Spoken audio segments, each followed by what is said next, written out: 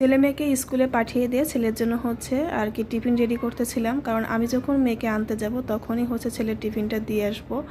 ও যখন টিফিন নিতে চায়, মানে ব্যাগটা এমনিতেই ভারী হয়ে যায়, তারপর আবার যদি টিফিন বক্সটাও দিই ওর একটু কষ্টই হয়ে যায়। তাই আমি যখন মেয়েকে আনতে যাই তখন ওর টিফিনটা দিয়ে আসি আর সাথে কিছু বই দিয়ে আসি, মানে যে ক্লাসগুলো আর কি পরে হয় সেই বইগুলো। তো এই যে কথা বলতে বলতে আমার মোগলা কিন্তু হয়ে গিয়েছে আর ফুলে কিন্তু বেশ আর কি মানে বালিশের মতো হয়ে গিয়েছে, তাই না? যাই হোক, আমি একটু ঠান্ডা করে তারপর হচ্ছে এই যে পিস পিস করে নিচ্ছিলাম।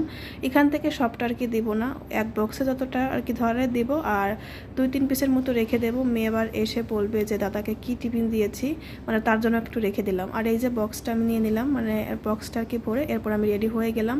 এখন হচ্ছে বের হয়ে চলে আসলাম স্কুলে। ছেলেকে এরই মাঝে হচ্ছে নাস্তা দেওয়া হয়ে গিয়েছে আর এই যে মেয়ে দাঁড়িয়েছিল। তারপর এই যে আমরা রিক্সায় উঠে চলে এসেছি বাসায়। আর মেয়ের শরীরটা বেশ ভালো না, তো এই জন্য মুখটা একটু কালো হয়েছে।